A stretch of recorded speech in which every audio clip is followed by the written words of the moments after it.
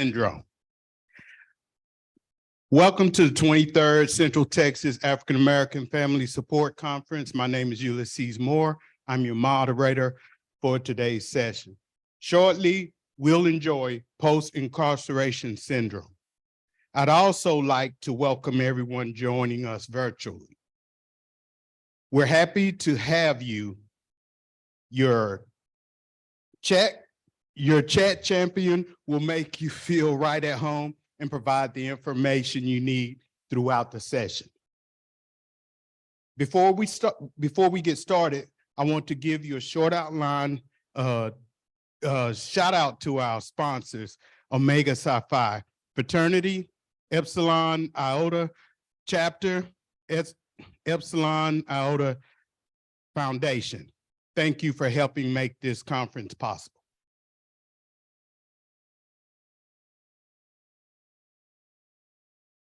Now we have a few housekeeping items to go over together. This is a safe, supportive space. Please help us maintain a respectful and inclusive environment. If you are in this room in person, please do not join a live session on HOVA. If you feel overwhelmed or need to talk to someone during the session, feel free to step out, take a break until you feel better. You can also visit our conference suite on the second floor next to room 5. If you register for CEUs, you must sign in at the beginning of the session. Please sign into the session by scanning the QR code displayed using your smartphone camera. If you are not able to use the QR code, use the sign-in sheet. Finally, we have some great conference merchandise, so be sure to check it out online store at ctaafsc.com/shop. Please join us in welcoming our presenter, Sean Oliver.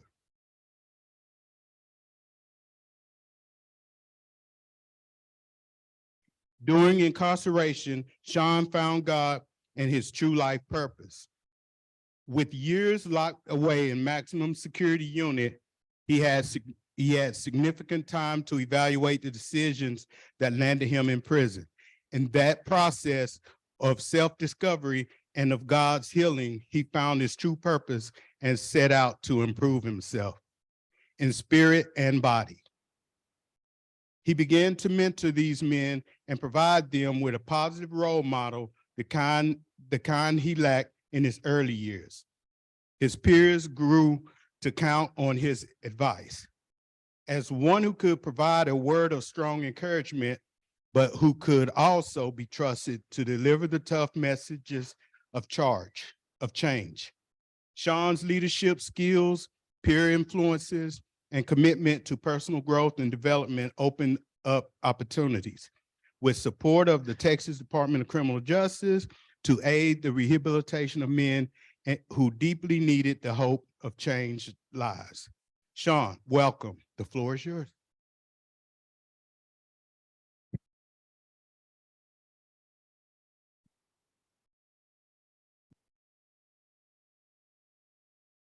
Thank you.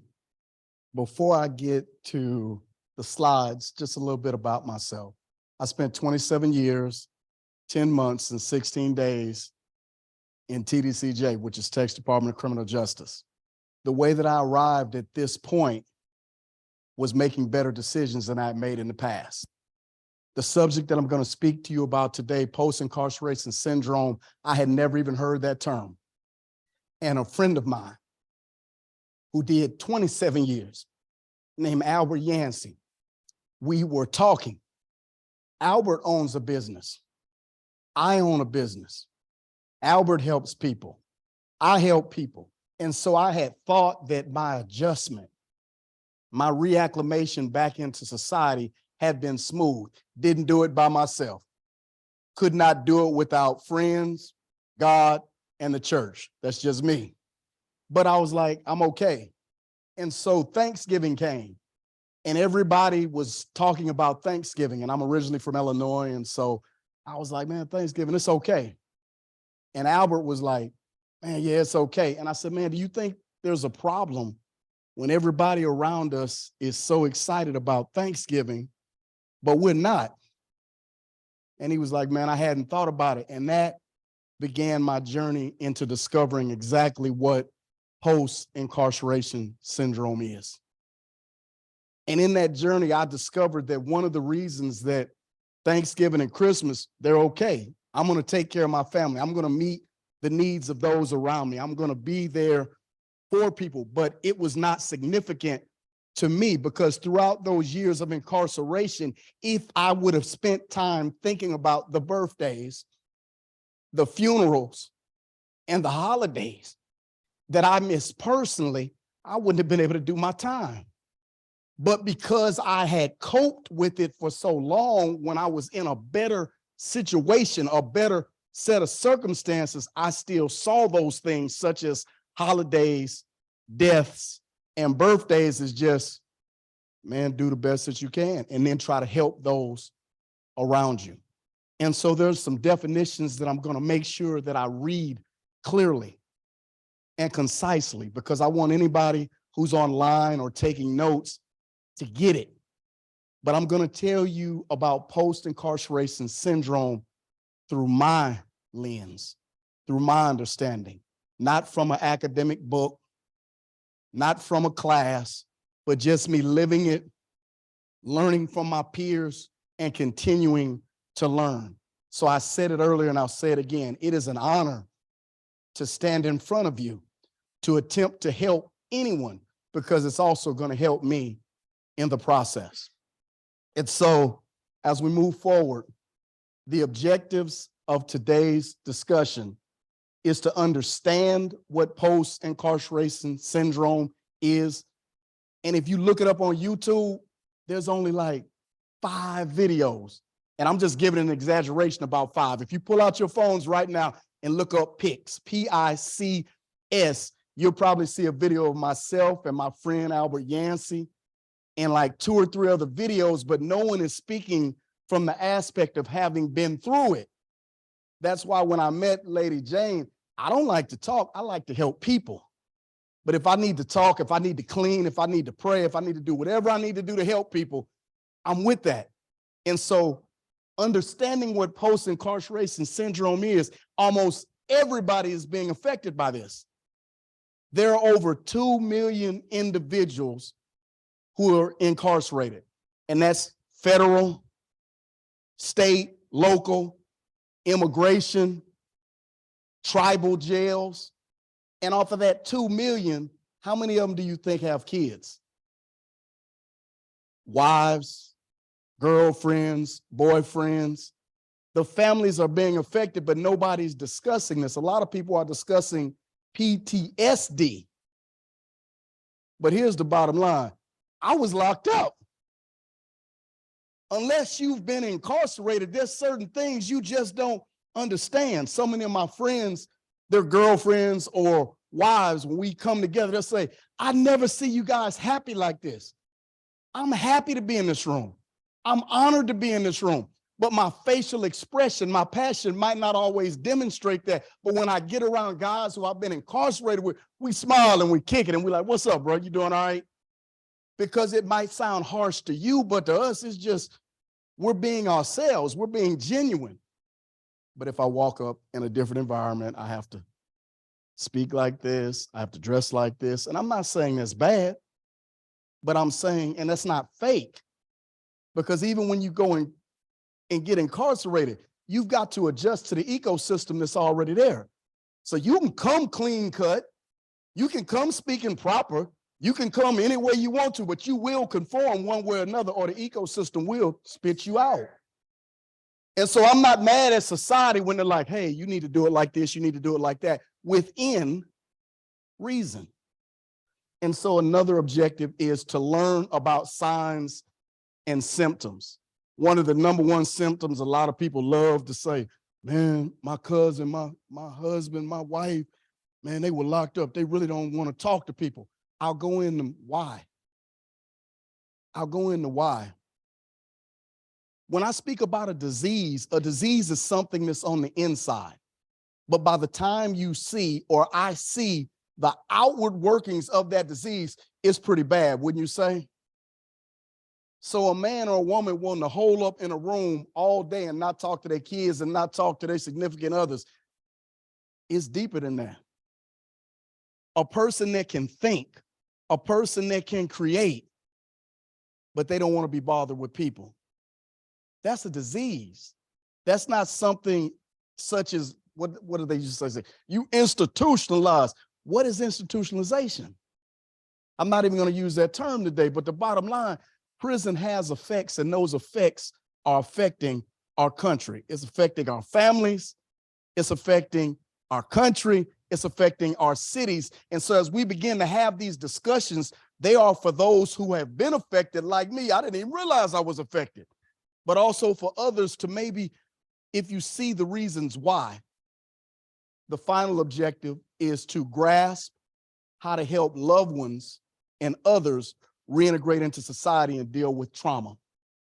A lot of people want to give suggestions and ideas, but you never ask me what I'm going through.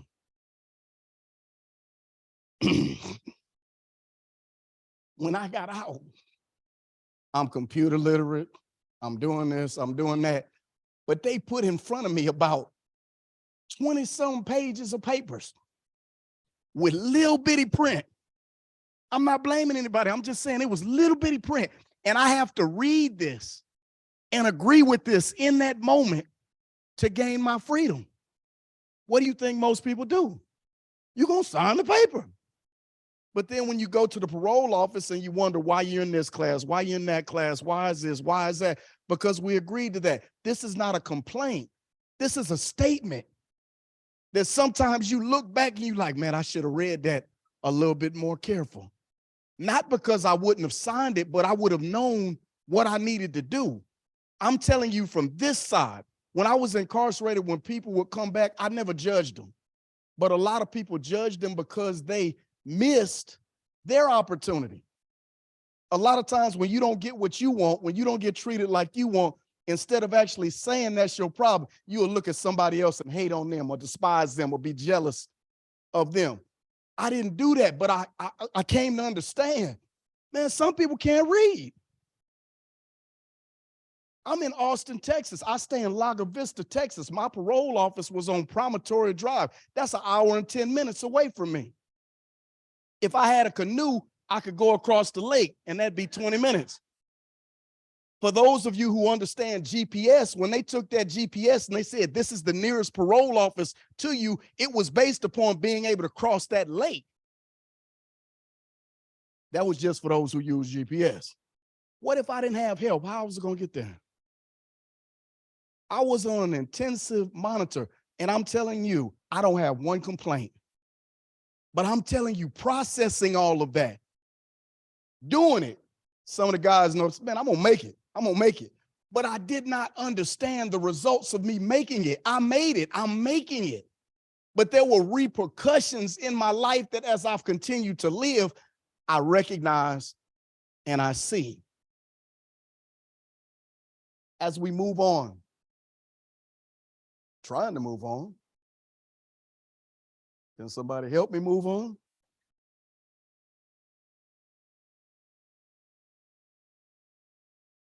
Okay, I'm on the left. How you doing? I need a little assistance here. Oh, okay. Well, I'm pointing. Here we go. The reason that this is here is because we can talk all day, but how much are you going to remember about what I say? Some people are visual learners. So I'm not up here to talk, and I know how to stay on time. I want you to get what I'm saying. You're going to feel what I'm saying because I feel it. You already see I got some problems up here. I'm doing the best I can. Okay? And so with that being said, understanding incarceration. And I want to read the definition of incarceration. Before I read that, does somebody think, or do you actually know the definition of incarceration? Okay, here we go. The definition of incarceration is this: to lock away, to imprison, to confine, shut up or enclose, especially for breaking the law. And the reason that I thought it was important to help us understand incarceration, because where there is incarceration, there are effects. So let me walk you through something. The average individual who gets incarcerated is already facing some obstacles, psychologically, and maybe some substance abuse. So I'm gonna make that plain. Some folks already going through drama before they ever get in trouble with the police. Some people are already getting high and getting drunk before they ever get in trouble with the police. And so what that looks like psychologically is, before an individual was incarcerated, I'm going to use myself as an example. I already have some psychological problems, okay? Now for me, I would say this: I was raised by a single mother. So I made decisions in second grade that landed me in prison. And you say, what do you mean by that? I went from I want to please my mother to where, when I realized that my mother could not get me everything that I wanted, I made up my mind. I'm not going to put myself in a position for anybody to tell me no. I'm going to do what I want to do. And I'm going to do it, and I'm going to make it happen. And that mentality in second grade looks different than my third year in college. You can only do so many things as a second grader, but you get a little brain, get some muscles, get some conversation. It looks different. And so psychologically, if I'm already affected before I'm incarcerated, once I become incarcerated, there's going to be some circumstances and situations that bring about some more trauma. And basically the way I'm explaining trauma is, I feel like my life is in danger. And based off of my life being in danger, I'm going to make some choices emotionally. I'm going to make some choices physically, and the effects of that I live with. When I hit the penitentiary, the first night I was there, I was already working out. I'm in good shape. Man, I did so many crunches, my stomach, it wouldn't let me sleep. I never had done that many. Some people know that, when you work your stomach out, you can work it out so hard that when you breathe, it hurts. I said, no, I'm going too hard in the paint. I need to slow up. I need to slow up. And so what happens is, because you may hear some people say, individuals who are incarcerated at times have better health than those who are not incarcerated. And the way that looks is, oh, he or she went away for a minute. Man, they came back in good shape physically. But what I'm trying to show you is this: we all, to a certain extent, have been affected psychologically in some way, whether we've been incarcerated or not, right or wrong. So when we get incarcerated, whosoever is in the room, like myself, and we become incarcerated, we are exposed to some more trauma. I didn't even think about this. It's traumatic to get handcuffs put on you. How many of you had handcuffs put on you? Okay, now watch this. Not the second time, not the third time, but the first time you ever had handcuffs put on you. That's not normal. But I'm not going to say we, I'm going to say me. You just get accustomed to it. You get accustomed to strip searches. You get accustomed to bend over and spread them. And I'm not being provocative. I'm telling you stuff that happens in prison that you have to deal with every day. And that's normal. Prison is a place where security looks at it as safety and security. And if you don't understand what I'm saying, meaning I'm over here, get naked, raise your hands, raise the bottom of your feet, bend over, spread your butt cheeks. And oh, if they happen to not be looking, if they happen to be in a sidebar conversation, do it again. Oh, if I happen to not like you, do it again. And somebody's sitting there, oh, I ain't gonna do it. You'll do it. You might not, okay, watch what I'm saying. I'm not being fly. If you don't do it now, you'll do it later, because when they spray that gas on you, they still gonna do a cavity check. You're still gonna do everything you was told to do, but now you done got burnt up with some gas, got beat up, because you didn't want to do it. So guess what you learned to do? I'm gonna do it. So that's some of the things as far as understanding psychological effects.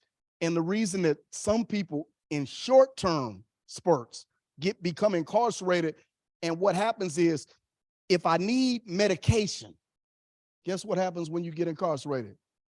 Pill line. I'm saying that for the people who understand it. People will get medications that they were not taking before incarceration, which in a very short term helps them to be better. But the same statistics that say they get better momentarily also says that people who have been incarcerated, we have the worst psychological reports and profiles than anyone. So can you see how a doctor might say, well, there's a lot of people when they get incarcerated, they become better. Brief moment, because they're not taking medications. They haven't been diagnosed. They haven't been eating right. They're ripping and running the streets and smoking and drinking. So I need you to understand context, because when you begin to argue or debate with somebody like, no, I know it ain't good, they're saying that in a very minute context. But overall, because the same people telling you that say, well, tell me about the other statistics. What's after that? The other statistics, we're worse. Social. Generally, when people become incarcerated, we experience a lot of guilt, and we're looked at as the lowest citizen in America. And you say, well, what does that look like? What that looks like is this. And I'm a man, so I have to speak from that perspective. You have a lot of men who get out of prison and they have a second family. In other words, this family over here where they ain't ever been there, these kids where they ain't ever been there, this wife that they beat half to death if they beat her, they got a whole nother family. And guess what? He treats the wife good. The kids get everything that this family didn't get because of guilt. I'm not excusing any of that. But what happens is I feel so guilty because I know I messed up over here that instead of facing that, I'm just going to run over here and recreate everything I should have done back there. It's a lot of people nodding your head. You've seen things like that. That comes from guilt. The other perspective of that social decline, I go a lot of places. I talk to a lot of people. I'm just humbly saying that. And nobody just says, have you been locked up? But when they find out, I'm going to say personally, I haven't experienced some things, but one time I went to get a job at a place that parole said was friendly towards hiring former felons. I did so well in the interview, the assistant manager told the manager, she called me back the next day, I'm on a GPS monitor. That means I have to get permission to go back. I go back and she said, listen, you're great. I like you. She said, I just got to ask you something. And she was just doing it out of curiosity. She said, I've got to ask you something. You know, I'm curious. I've got to do it for paperwork, but I know this doesn't apply to you. Have you ever been found guilty of a felony? I was like, yes, ma'am. She said, oh, I'm not going to be able to hire you. And so when I walked out, I wasn't upset, but I prayed and I was like, God, what was this? Because I heard about this, but when I experienced it, just hit me another way. Like, you were so impressed with me until you didn't even find out. You didn't even ask me why. You just found out he has a felony. And it messed me up for a minute. But then what God ministered to me, you need to have all these experiences, because to speak to people, to help people, you have to experience something. So although I only experienced one time, I'm going to tell you to your face, whether you got turned down once because you're a felon or you got turned down 20, I felt some kind of way.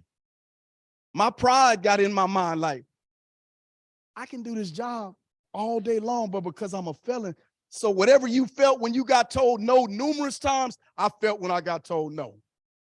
And in the final way that we can be affected by incarceration is, I'm just telling you the truth. We hurt our families. In Texas, they don't pay you to work. So what that means is this: if I don't get it from home, I'm not going to get it unless I get it out the street.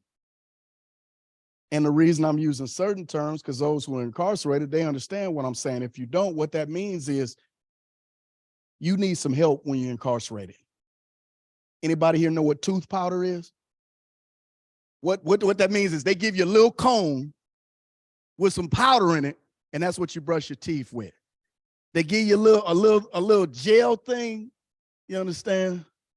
Sometimes for some toothpaste, they give you a little bar of soap. We're not talking about the rectangle about that big. We're talking about the smaller rectangle. Why are you saying all that? Because if you want to get some help beyond incarceration, that's costing somebody some money. I talked to a mama the other week, and she said, I'm spending $500 extra on my son who is in Travis County Jail, on the phone, on the commissary. So it affects them financially, because when you keep draining people, if you keep taking from people, if you keep asking for stuff, guess what? That grows old and that puts a strain on any relationship. Incarceration trends. The one thing that I want you to learn from this graph here, I'm gonna walk real slow with this. Basically, and I'm only going back to the 1970s. In the 1970s, Nixon started using some language and politicians, period, that was not only racial, but was used to provoke people so that the government could increase sentencing. So I want you to understand something. I'm not in the conspiracy. I'm telling you what happened. And I'm going to read the numbers for that. Well, right after Nixon, here comes Reagan. Reagan continues the same policies, and from a number system, watch what happened. In 1980, there were 329,800 individuals incarcerated. When Reagan finished in office in 1988, there were 627,600 individuals incarcerated. Now watch where I'm building. That graph is to show you this. I know some people want me to say that African Americans or Black are incarcerated 5 times more than Caucasians or whites. Incarceration doesn't have a color. Going somewhere with you. There was not an increase in crime rate in America that led to more individuals being incarcerated. Did everybody get that? Okay, that was shocking to me. More people didn't get locked up from 300,000 to 600,000 in 8 years when Reagan was the president. But the policies and the laws that were put in place by the government not only incarcerated more individuals, but put a strain on the budget of all state governments concerning incarceration. The reason I'm looking sort of funny, that shocked me, meaning people aren't doing more wrong, but lawmakers putting in policies and practices have got more people locked up than actual people who are doing crime. I don't know, that shocked me. Yes, ma'am. Can somebody give her a mic?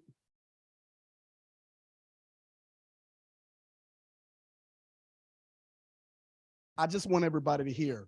And if I look at you, I'm not trying to offend you. I'm just, no, I'm for real. I care about what I'm saying. Come on. I'm curious, do you know timeline wise, is there a correlation with the for-profit prison industries and the rise in numbers as well? I am not. I didn't look at that. I'll go back and I will look at that. But what I wanted everybody to understand, because it was shocking to me, if we look at the media would say more laws are being broken, and that's why there are so many individuals getting incarcerated, which feeds the public to put in office people who are tough on crime. But when we see the reality that it is not being tough on crime that has more people incarcerated, it is the people who you are putting in office who are putting in policies and practices that keep people not only incarcerated longer, but keep them incarcerated instead of sending them to treatment to get some help. This is all I wanted to grab.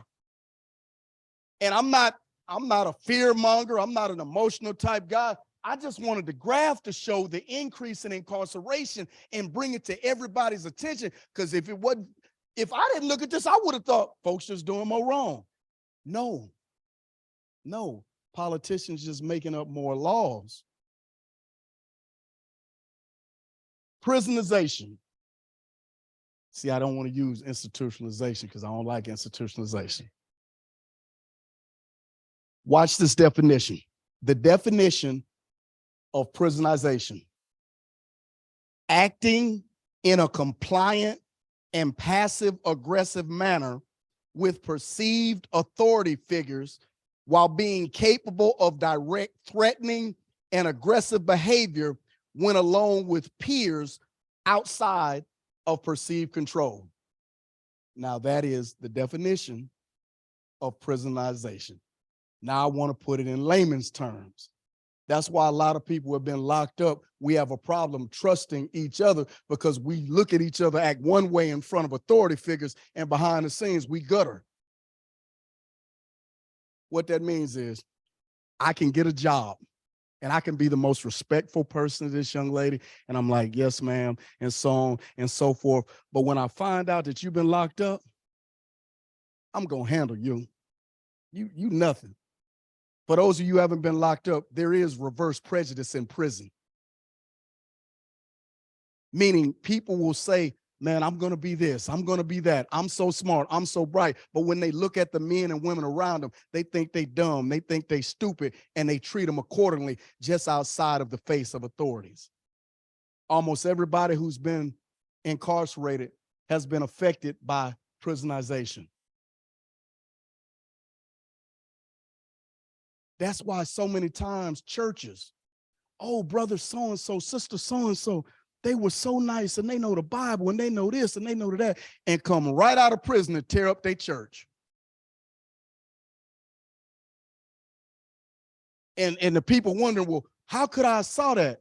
I always tell people, watch who people associate with beyond those who have power and control. When I go to a unit to do prison ministry, that's fine. Shake my hand, we cool, that and other. I want to see who you talk to.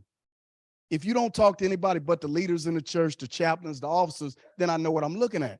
It's just like at this event. If I didn't respect you, I wouldn't speak to you. What do you think of a speaker who comes in the room, has time to speak to you before, but I never said a word to you, get up here, say something, then I leave? That should tell you who I am. I'm not insulting anybody. I'm saying that's what prisonization looks like from a person who's been incarcerated. So the mindset is always, I see what you're presenting, but let me see what you're going to do when we by ourselves. That's why when you're trying to, like your family members may come home and you're like, I want you to meet so-and-so. I want you to meet Brother Oliver. I heard him give a speech. He did this. He did that. They sitting back. Yeah, let me check him out outside your presence. And it's not that they don't want to meet him. It's not that they don't have help, but you're not understanding the majority of individuals, the way they look, that's not how they are in prison or jail. Compliant and passive aggressive with prison authorities. What that means is this. I learned this. I used to do floors. I could wax floors. So when they gave me power to hold up the officers, because I'm waxing the floor, passive aggressive is this. I'm gonna make you stay there till y'all know. See, I can't get at you. I can't get at you. But the major told me, you can't go home. I'm telling you facts until I get done with the floor. Guess what?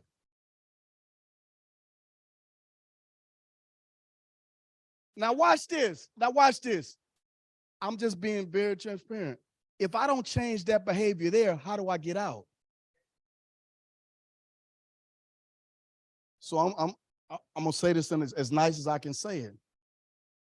Your boyfriend, your girlfriend, your wife, your husband, you might be seen as the authority figure, not your kids. I'm gonna let that sink in. The way I treat you is not the way I treat them. Aggressive towards peers. Remember, I told you to cope in prisonization. When I'm in front of authority figures, yes, sir. No, sir, I've got it. I'll handle it, ma'am. Can I help you? Can I help you? Soon as she leaves, you could fall down. And that's what happens. You're like, well, why do they listen to the parole officer? Why do they listen to the judge, but they won't listen to me? And then don't let us, I'm just giving you the fact, don't let us, when I say us who've been incarcerated, think that we're better than other people who have been incarcerated, because that's when you're going to get some of this aggression. And sometimes you'll spot it. You'll say, Oliver, what were you over there telling those guys? Oh, I was just letting them know that we need to be on time. We need to clean up, sir. But over here, I'm bumping. Man, y'all don't know what you stupid. Woo. That's the way it looks. And that's why people can appear great before you, great before me, but are really not great. Is this an insult? No. I'm just telling you the truth about post-incarceration syndrome, some of the symptoms and things. These are learned coping skills. If I don't learn to obey the authorities, I'm going to be locked up and I'm going to stay down there a long time. But if I try to respect my peers, it's some ignorant people locked up. I'm telling you, there are people who you can be nice and polite to, that's not what you're going to get back. And so that coping mechanism, okay, I know how to deal with this, but I don't realize that in dealing with that, I've become a warped version of myself. What is post-incarceration syndrome? I want to read it. Post-incarceration syndrome is a subtype of PTSD not yet recognized by the Diagnostic and Statistical Manual of Mental Orders. Simply put, when I put this in layman's terms to me, if they begin to say that post-incarceration syndrome is recognized as disease, they're going to have to pay some people. They're going to have to help me get a therapist. I'm just being very honest with you. But PTSD that the Army experiences, they pay for everything. In which ex-offenders continue to feel and behave like inmates, detached, harsh, alienated, and even paranoid. What this looks like in my own life. I go around Austin as part of Life Anew, and I try to prevent violence. I try to intervene in violence. I try to come behind people who have committed acts of violence because I understand and help them. I go teach at times where there are police cadets. I have interaction with police because they're like, man, let me get your perspective on this. If I leave this place right now and a police car gets behind me, I do not like it. I have insurance, my vehicle is paid, there's nothing wrong. Let me qualify this. I am African-American. I was a criminal. I did over 27 years in prison, and I've never had a police officer mistreat me. Maybe you didn't catch that. There's no reason that I should worry about a police car being behind me. But I do. Because in my eyes, that police car, if they pull me over, they have control of me, and that control can be exercised any way they want it to be. So I'm not telling you about a flashback. Well, maybe he had a bad experience with police. I didn't. I'm telling you about being locked up and understanding that there can be a misuse and abuse of power. And when I'm in a situation or a set of circumstances where I don't have control and there's nobody that I can call on if you tripping out, I don't like that. That's the way it looks for me. Some signs and symptoms. Intrusive memories, flashbacks to episodes of severe institutional abuse. I'm not being funny, I'm being humble. Anybody that's been incarcerated, you had to watch them prayer videos. Anybody who's been incarcerated after 2013, I'm that dude on the prison video trying to tell you, don't get raped, don't get manipulated, don't become solicited, watch where you go, don't get the chips, don't do this, don't do that. You know why I did that? Because when I was on closed custody, I have friends who were abusers. They kick dope, they take, they do what they do. You understand what I'm saying? And then I had to see the results over here. And so I want to help everybody. I don't just want to help the victim. I want to help the perpetrator, because at one point I didn't do that, but I was guilty for the crime that I went to prison for. I have flashbacks. We were walking in Douglas Landing, and I'm walking with my coworker because we're about to do a community event out there. And guess what happened? A dude walked by us. You know, I'm doing good. He say, "Stay safe, Black." I look crazy at it. What is you saying?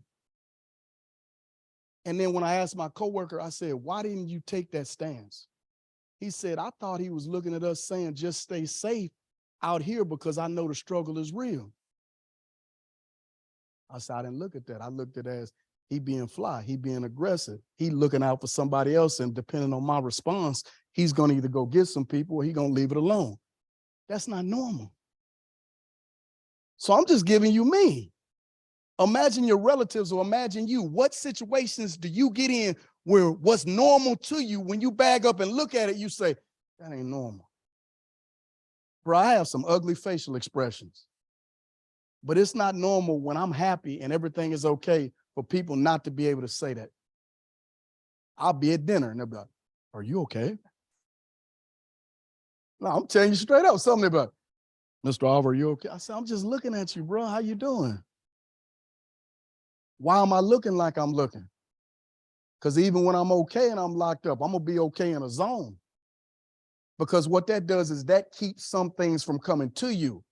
That keeps nonsense from coming your way. That don't mean you, not like that, but you just put a presence out there to where if you come in this presence, you should feel something to let you know, please don't raise no nonsense. Well, that just doesn't cut off and cut on. Intense psychological distress and psychological reactivity, persistent avoidance, reduced capacity. That's why a lot of people who are free from incarceration don't want to be around a lot of people.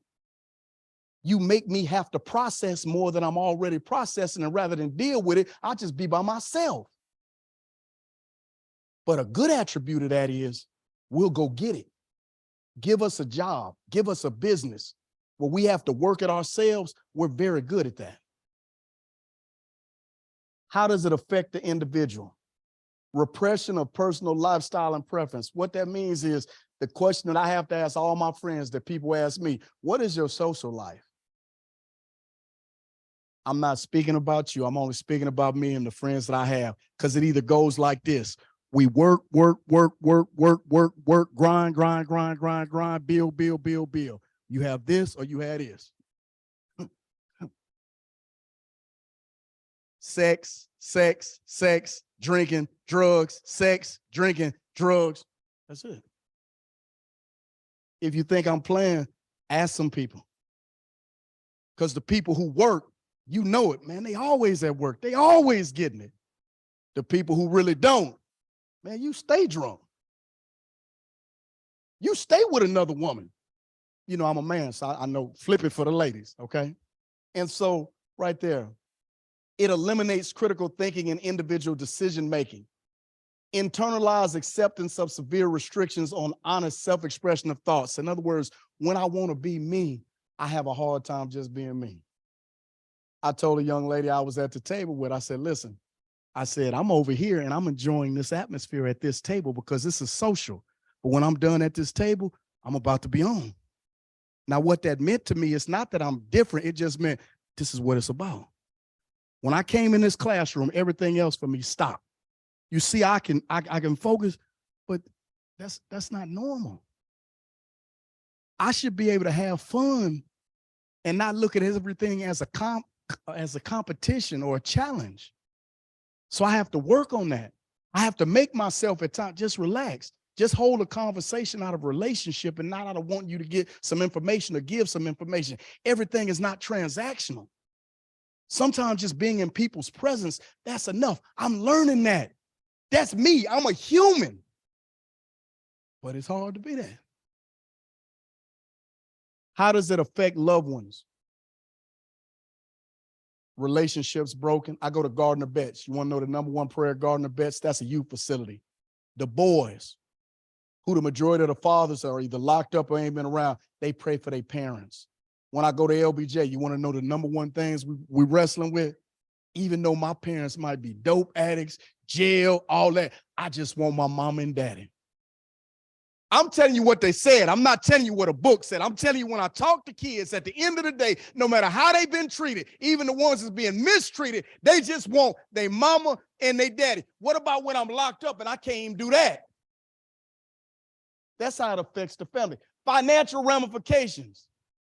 Bro, it's hard to support a whole human being outside of who living with you. But if we on the other side, all we know is I need some toothpaste. I'm being honest with you. I need toothpaste.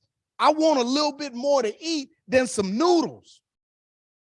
But that's another discussion. Lack of trust and authenticity.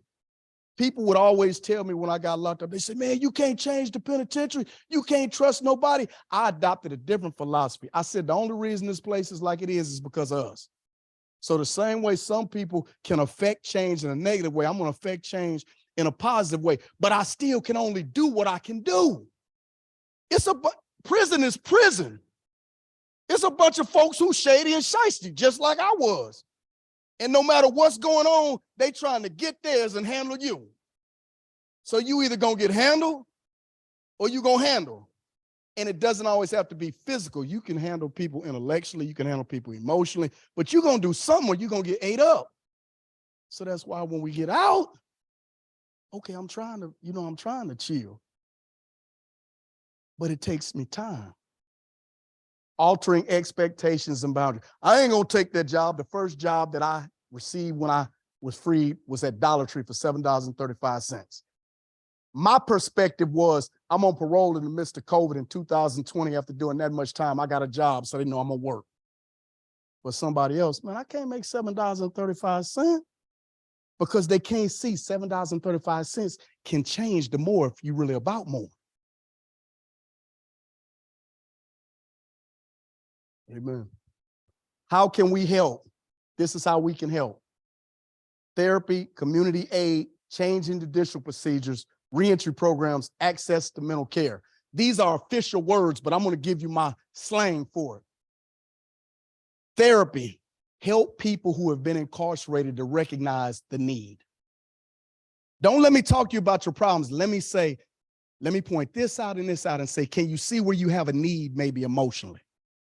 Can you see where you have a need with your expectations, like you expect everything to come right now? Jeff Bezos didn't get everything right now. Why should you? I ask the youngsters all the time, who's the richest young rapper under 20? You can't tell me because they had to work to get there. I'm going somewhere. Everybody want to be a rapper. Community-based aid. In my terms, I believe that we should come into alignment with parole, and there should be an effective relationship between parole and the community to help parolees. Change in judicial procedures. I believe that it should be mandated for mental health before you release from prison. These are my opinions. It's my time. I've been locked up. You want me to get a GED? Being smart has never kept someone out of prison. Having family and resources has never alone kept people out of prison. But having a right mindset, and I know that's a general term, but I only have limited time, that will keep us out of prison. Anybody who's staying out of prison, include me, you don't think like you used to think, and I don't think like I used to think. Am I right? Mandatory for you get out of prison. Reentry programs. What I believe that this should look like is that wherever there is professional help, there should also be peer help. So I would encourage more money to peer-operated non-for-profits to be in conjunction with the professional. The professionals, they have the degree for a reason. So if the professional is in the room and the lived experience is in the room and they both getting paid, we gonna help you. Because if you look at it from a financial standpoint, this is smarter than this.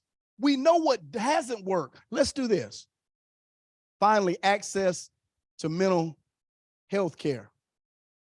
And what that means is beginning to share with individuals how to overcome stigmas. You can tell me all day long about this, but there are stigmas concerning mental health. And so if you as family members or as peers begin to have these conversations, this is how it becomes normal and not something exceptional. In conclusion, what can we all do? You remember that show, Follow the Yellow Brick Road? Before release from prison, during that transition period, that's where the mental health can take place. Family and community, in conjunction with parole. In other words, we all know who know anything about parole. Parole is overwhelmed. Begin to run volunteer services from parole, like they mandate state programming, mandate some community programming. Therapy, support, job, healthcare. The best help that I got the first year I was out was called MAP. I came to understand that I'm gonna make it plain. Almost $7,000 behind my ears. Root canal, all that stuff, $10 a visit. If you don't know about MAP in Austin, please look up MAP. It's not like good times, because I thought it was good times. I'm showing my age. Like, I'm gonna walk up in there, it's gonna be all kind of people. I got the best care, no pain. Sidebar, and I know I'm closing. I got at least 5 minutes. Okay, I don't have 5 minutes. Let me go to this last one right here. Okay, this is over with. What have we talked about? Understanding incarceration. There's a problem. Oh, I got 30 more minutes? Man, I got the wrong signal. No. Hey, I got the wrong. Yeah, okay. Okay, I got. Okay. No, the reason I'm saying that, watch this, I'm gonna be obedient. It's not paranoid for me to be obedient, because guess what? I already told you I'll give you my time after this. If the woman say it's time, it's time. Okay, well, that's one thing that was good about prison for me.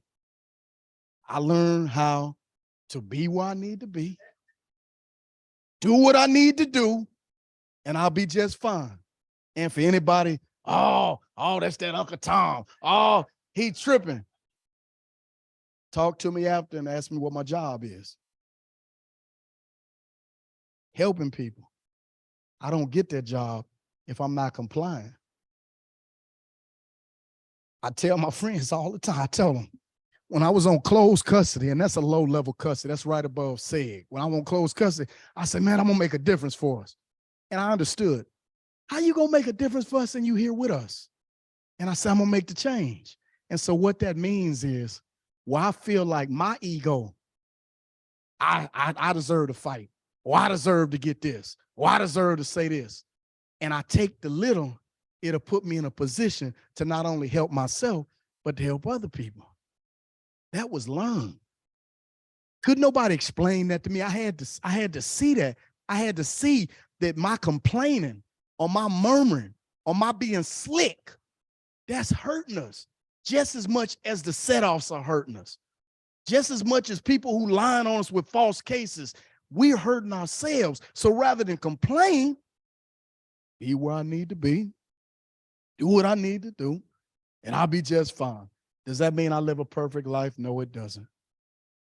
But when you're dealing with real people, when they look at their life and they look at your life, they understand. Keep moving. Keep moving. And so right here, just a few details of this, if you don't mind, okay? Because I want to entertain questions. So my 30 minutes, that's including questions? Okay, I got you. I'm 10 minutes and I'm going to ask questions. Okay, so a lot of times when we think about before release from prison in Texas, they're offering some good things. Here goes some good things. Family Day, Day with Dads. They're running programs for women who have kids.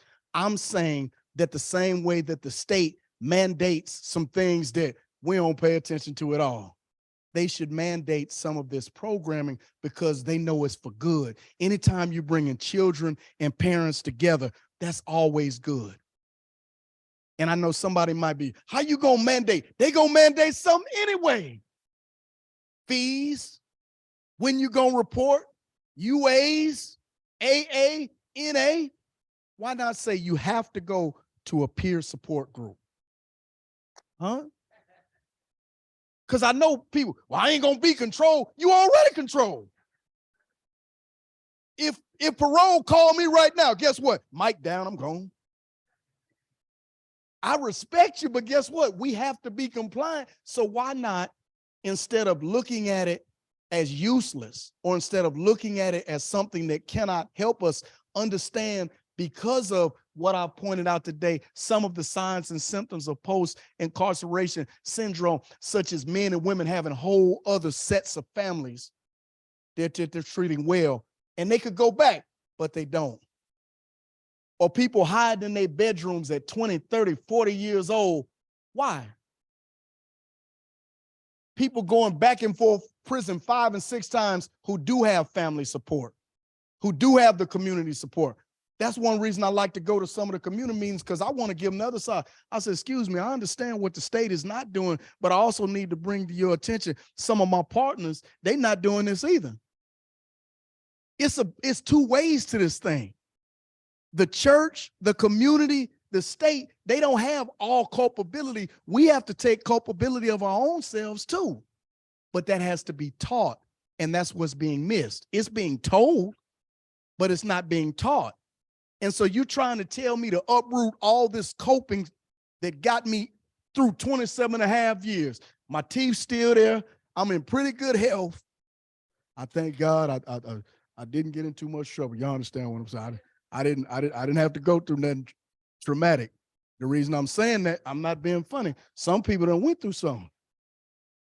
So I'm wanting to make sure I come off right and understand by humility. I ain't go through some things, but I understand. Transition period. Family and community. This is one in one. I don't have any family in Austin. I have people who I met through the church. I know a bunch of people in Houston. But when I prayed and God told me Austin, I came to Austin. And it's one thing about it. People may have helped me, but I was faithful in the help, and now I can turn back around and give it. This is hand in hand.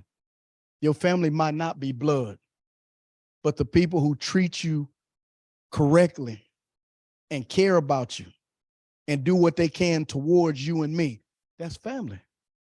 You might disagree, but that's family. Therapy, support, job, healthcare. These things, therapy, job, and healthcare, they're good in Austin. But the way we support is bad. In other words, all three of those things exist in a lot of places that I go to, but people who are formerly incarcerated are being told, this is good for you. You need to do this. You need to do that. Why not ask somebody? I'm speaking to the peers. Ask me what I need, because I'm going to give you an example. I need a job. I need an education. But my daughter, who I've not been in her life, she needs me. You ask me and I say, man, help me to be a better daddy. But what you have, and you need a job. They need a job, but last time I told you, a job ain't gonna keep nobody out of prison. But if you meet the need that I'm telling you, that'll help me do something better. These are not absolutes. I'm not God. These are just things that I've learned that I'm sharing. Finally, successful reintegration. What does that look like? That looks like today. Nobody was forced to come in here. You know how I got up here? I went to a community event because I'm not from Austin, but I've been charged to go into neighborhoods in Austin. And the only way I'm going to get to know people is to go to the communities. And so I went to the Millennium Center for a community event. And so it took people putting on the event. I went, met some people, helped some people, and somebody said, hey, we'll put you in a position to help some more people. Successful reintegration looks like me not only being successful, but you being successful. Okay? That's I'm not being fly. When you live a life, when I live a life that transcends our own, success is going to come back. I'll summarize it again. Understanding incarceration, there is a problem. Prisonization, there is an effect. PICS, we need things to be understood.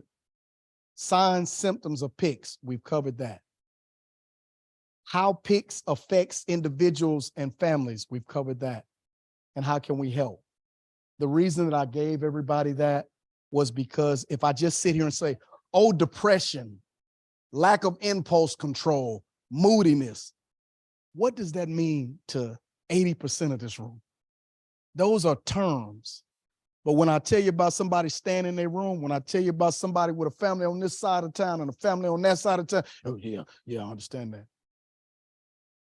I was tasked to help us understand what PICS looks like and what we can do.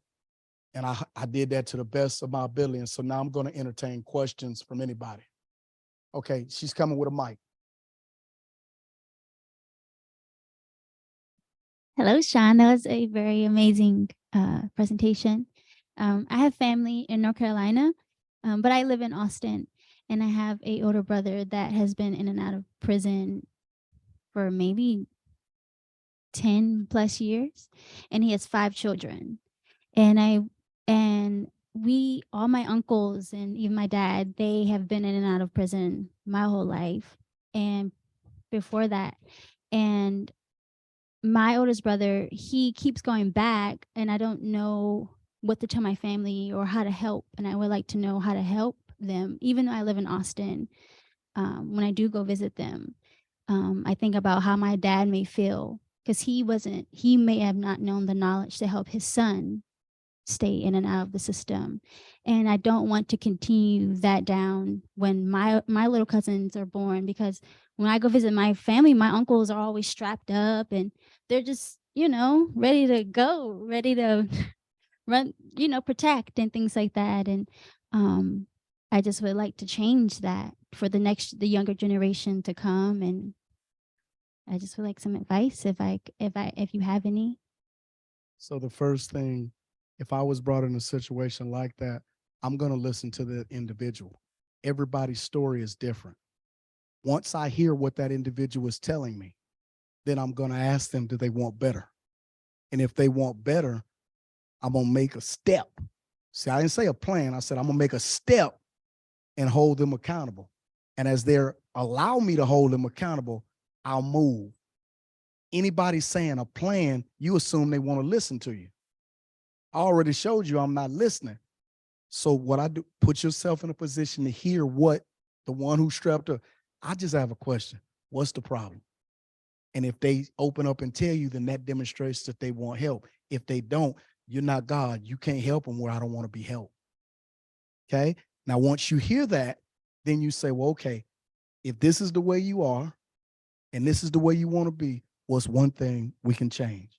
As you see them change that one thing, give them some more. And if somebody says, well, that's going too slow, well, you wouldn't be asking the question if whatever had happened before ain't happening now. And that's what I do with individuals. I listen, I plan for one step, and until they make that step, I just leave them right where they at. All right? All right.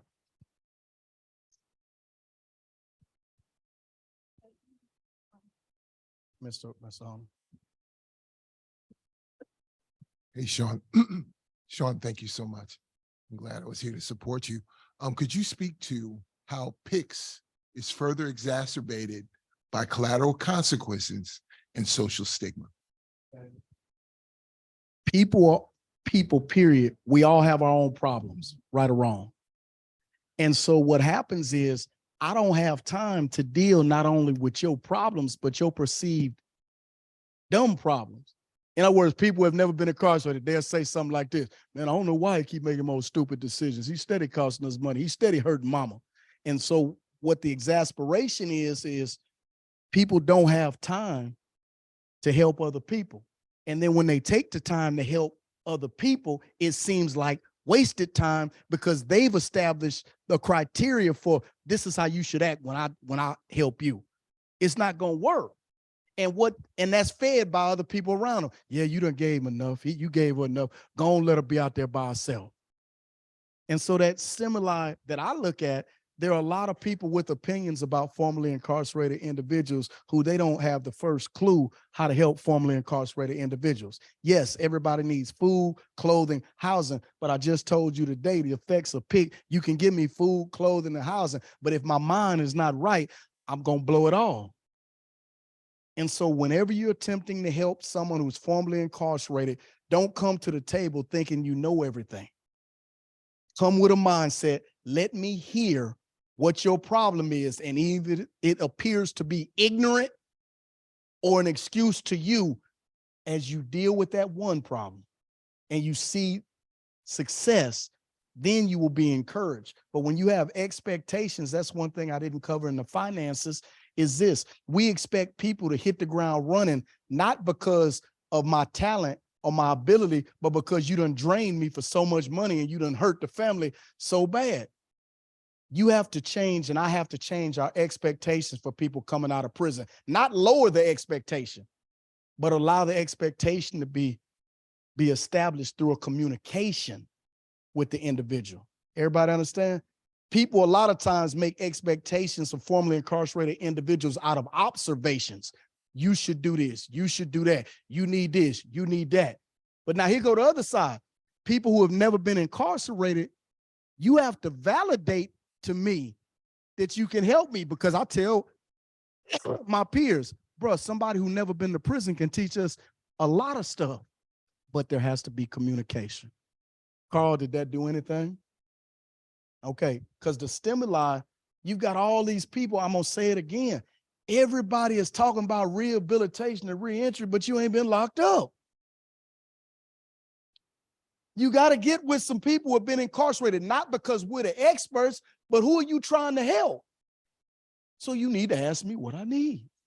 I'm not saying like, ask me what I need. Like, what do you, not like that. Ask me what I need. Yes, ma'am. Okay, come on. Do you think that incarceration rates and sentencing times have increased due to privatization because of the money involved in filling a bed? I can't answer that because I'm not a professional. I'm not a professional on that, but I can tell you from my observations as a citizen that a lot of the prisons are in country towns in Texas, and the economy is driven by the prisons that are in country towns in Texas. Whatever your takeaway from that, I'm gonna say it again. I am not that expert. I have never studied that. I can just tell you from observations, if you shut down the prisons in Texas right now, it's gonna be a problem. Come on.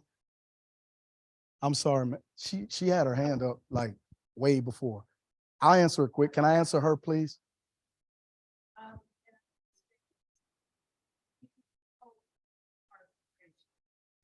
Yes, ma'am. My question is more about someone incarcerated. Okay. And you kind of answered it a little bit, but my question is, how can I, and I'm gonna say a family member, Okay. how can I support a family member to instill hope and let him actually try to work towards getting out Okay. instead of just keep going Okay. and add more time and add more time, and he got no family support. Two things. Affirm him. Find something every time you have a discussion with him to affirm him and hold him accountable. Every time you talk to him, find something positive to say to him. But every time you talk to him, ask him about what you're holding him accountable to. Even if it is, I'm holding you accountable to have a conversation with me every week about what you're doing. But you have to hold some accountability, but there's a lot of affirmation that needs to take place. Yes, ma'am. Which would you suggest if sending needs to prisoners? You know, you mentioned toothpaste, but what else might you suggest to send to them? I didn't hear it because I see everybody shaking their head. Let me hear it. Say it again. What kind of care package would you suggest if sending needs to prisoners? And you mentioned toothpaste, but what else might you suggest? Okay, I didn't cover the care package for inmates. I never mentioned that, but I'm gonna say this. Everybody needs hygiene. And I'm telling you as a person, let me humble myself now. If you are able to provide food products, provide the food products. Everybody needs hygiene. I'm telling you as a person who's been there. If you can give some food, provide some food too. Okay? Okay. With that being said, in closing, is that it? No, you still have about I ain't running. Okay, come on. Yes, ma'am.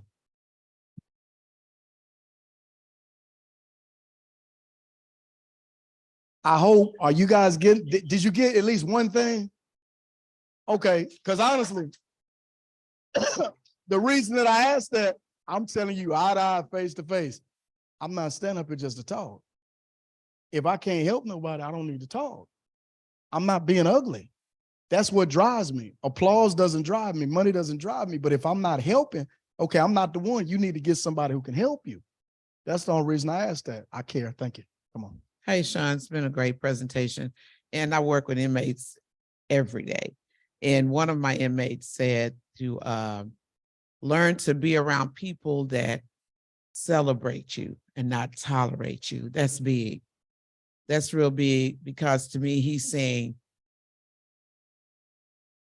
when you go around people that tolerate you, they want you to do what you were saying. You need to get a job. You need to do this. You need to do this. You need to do that.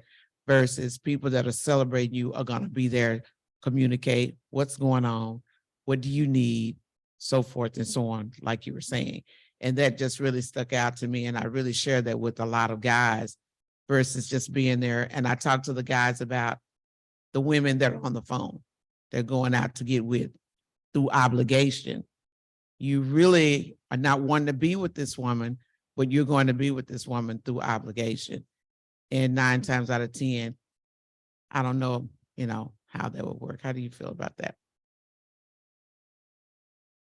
I think you need everybody in your life because there are people who may do things towards me because they despise me, but if it'll make me better, I can gain from them. If I only have people around me who are affirming me, who's going to take care of the mistakes that I make? Who's going to take care of the rebellion that I have? Who's going to hold me accountable for things? That's just me. Okay. As far as the men with the women, simply put, if a man doesn't believe he can survive any other way other than manipulation, that's what he's going to do. Right. That's why you have little 13 and 14-year-old kids running around with guns bigger than them, pit bulldogs, and everybody laughing at him like you look like a clown. But in his mind, every day he wakes up with survival. Right. There are men, I'm coming from a man's perspective. They don't care how you look. They don't love you. They just want some attention. And no matter what I tell them, no matter what the preacher tell them, unless somebody else is going to come give them that attention, they're going to keep doing that. But what I do encourage ladies, or the opposite, if you have a boyfriend in there, have some accountability parameters. A lot of women and a lot of men are asking, well, I didn't know he was like that. Well, these 2-hour visitations that you've been having for a year, what y'all been talking about? You have to talk about more than what he wants to talk about or what she wants to talk about. And that's when they or I will show you who I truly am. If all you ever do is talk about what I want to talk about, and when you don't do what I want you to do, right, I get mad, then I manipulate you. That's a broke relationship in the first place. Yeah. So I don't have an answer because I'm telling you, there's a desperation, there's a hunger, there's a longing that some people will, I lie till I die. Yeah. Just to be in your face. But if you can hold me accountable, that will be exposed to you before it costs you too much. That's on all levels. Okay. Yes, ma'am. Good presentation, Sean. And I don't have a question. I just have a comment. I mean, and I liked everything that you spoke on because I've been there and I've done that. And working as a state supervisor, I found out not too long ago where the people that were coming into services for us, they couldn't get peer support because Tacoma wouldn't fund it. And so I was kind of like taken back. I was like, wait a minute, these people need peer support because I needed peer support when I got home. So I got smart. I told my staff, I said, I want everybody to go through the re-entry training.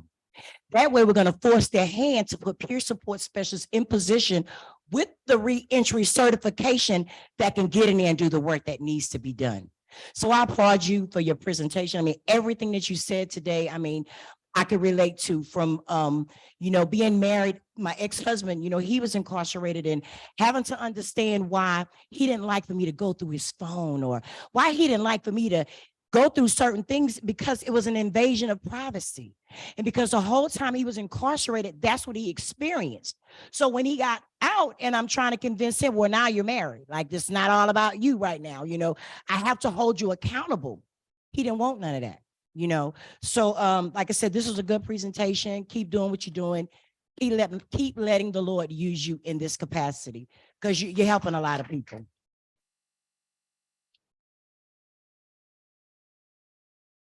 Come on. Do you have a suggestion for assisting in fighting crime or sentence reform when you are unable to go into politics? I do not. No, listen, I'm going to say this again. What I know, I know. What I don't know, I don't know. But I'm going to say this to the listener. I'm sure that there's something that has taken place at this event that they can answer that. But I can't. I'm sorry. But if I haven't studied and I don't know. And that hurts me. But I'm still dealing with this. I'm trying to, I'm trying to, I want more. And that'll help me. But there are people that I know who are here at this event who they can talk about that stuff. So I'm sorry. Okay, I'm gonna go right here, and then I'm gonna go right here and here, and I'll wrap up with them too, because she told me to wrap up. So yes, sir. So I heard that comment about the peer support and the difficulties in doing that. So now I'm going to go back a bunch of years and talk about how, when that couldn't happen. In other words, you couldn't even get back into the institutions and do anything. So anyway, and then coming out, AA or NA and things like that. Well, if you're formerly incarcerated, they don't want you there either. You know, so at that time, we worked to develop Winter Circle, something that's called Winter Circle, and to build peer support within the community. What confuses me is the cost, or something associated with cost, because it was free. Why? Because those were recovering and formerly incarcerated people doing it themselves. So it cost nothing. All you needed was a location. Most times those are churches. So I didn't understand that, and I just wanted to hear more, you know, what. I would say let's you, me, and the young lady, because she's saying, yeah, like she knows something about that. We'll talk afterwards. All right. Yes, ma'am. I just wanted to commend you for the work that you're doing. I'm a parent of a young man, 25-year sentence, did 13 years, been home 2 years. And this helps me to understand, because the son I was expecting to come home didn't come home. The emotion and the shutdowns, I didn't understand. I was like, that's not the son. What's going on? That's not him. And I talked to my friend all the time. I'm like, something happened, you know? And I kept trying to make him show up like he left home, and he couldn't show up like that. And so we're mending, because I bagged off and I had to give him his space. I realized that. But I just want to commend you and continue to, we as families, he had a supportive family. I did a day with dads. The boy left me with 5 grandkids, and I got a van and did day with dads. I rented a van, put all those babies in the van, and we went day with dads. So, and for 13 years up and down, his kids looked at him as daddy when he got out, because I did 13 years, 2 weekends every month. We went to visit, and they knew it was time to go see daddy. So, Thank you. The reason that I'm saying thank you, there's a lot of people who they're not free yet, that their families are still doing stuff like that, that it matters. So I'm gonna close it off like this. What I'm doing personally, see, now I'm gonna get in my zone. What I'm doing personally, I go and teach juveniles who are involved with probation or deferred adjudication, and I teach them about making better decisions. I'm telling you this stuff for a reason. For the people who are like me, who don't want to listen, and we ended up locked up, there's a longer version of making better decisions. And for those who are just like me, who we finally got out, this is something to help parolees. And the one more category, without God, I wouldn't do nothing. I'm going somewhere. I'm going somewhere. I'm going somewhere. You are the answer to a lot of prayers that you're praying. I didn't show this up. I didn't get no website. I'm not going to. You are the answer to a lot of the problems that exist. And if there's a thought in your mind, what difference can one person make? I wrote this because a lot of people don't understand the word of God. And I wanted to put it in a manner that they could understand it every day. Why are you telling me all that? On the Polunsky unit where death row is, there is a radio station called The Tank. It is on the tablets and it is on the radios in TDCJ. And that was started by my friends and myself. It is a radio station. You cannot get it. Check it out. It's called The Tank. TDCJ loves it. The state of Texas loves it. Securus loves it. But it was started by men because one person can make a difference. If I help anybody with this curriculum, organizations around Austin help me. You matter. The reason I showed you that, put your desires to practice wherever you can, and never underestimate or devalue the difference you make. If you just help one person, You don't know who that one person will be. We speak about mass murders. We speak about mass this. We speak about COVID. All those one things made a difference. You can make a difference. I'm making a difference. I thank you for showing up, because when I lay down at night, just y'all being here, I'm not celebrating getting to do it. I'm just like, thank you, Lord, just for allowing me to share out of my hurt and out of what I'm going through, something that'll help. I turn it over to you right now. Oliver. Yeah. Thank you very much. Just one last thing for those who need the CEUs for this session, please sign in on the clipboard that I have. But also, if you would complete a survey, and for those who need CEUs, complete a training evaluation. So if you would like to complete a survey for Mr. Oliver's session, please do that. And then I also have the surveys that have to be completed or the training evaluations that have to be completed for CEUs. Thank you. Yes.